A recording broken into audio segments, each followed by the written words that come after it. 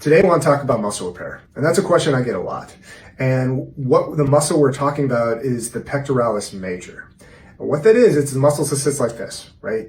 Its normal origin is on the sternum and on the fold. Its normal attachment's on the arm. That allows you to do bench presses, push-ups, anything with a pushing or pulling motion. You're using your pec major. When someone puts an implant underneath the muscle, what they mean is they're putting it underneath the pec major, but on top of the pec minor, which sits on the chest wall. Okay, so that's anatomically what you're seeing over there. When most people put an implant in, they actually separate this muscle a little bit off of the fold and off the sternum to allow it to release so they can put an implant underneath there. But what happens is that muscle's still working on your arm. It's no longer anchored here quite as well. It actually contracts and constricts up. We call it window shading in plastic surgery, but it basically rises a little bit on the chest.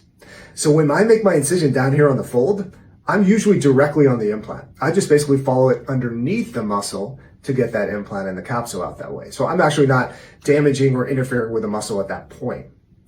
The counterpoint to that is sometimes when people put an implant in through the nipple or sometimes from the armpit especially, they don't actually cut through that muscle. They just slide it on the side underneath the muscle. Well, if that's the case, well, then I do need to separate this muscle a little bit to get down to the implant.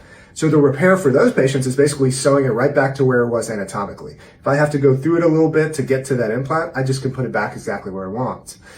If that muscle has been previously separated and it's window shaded up here, well, it just depends on what it looks like. Sometimes that muscle's still in a pretty good anatomic position. I don't really have to do much to it. Sometimes it's way up in here and I just basically bring it down a little bit and kind of keep it adhered against the chest wall with just a couple dissolvable stitches. That muscle, that's a muscle repair we're talking about. Your muscle strength after this operation, regardless of what we do, will be the same as it was before the operation. It's not adding or losing any muscle strength to you. It's just a matter of what the muscle looks like when we're in there, once we're taking the implant out. A lot of times the muscle is not really disrupted. Sometimes it is, and we have to do a little bit of repair at the same time.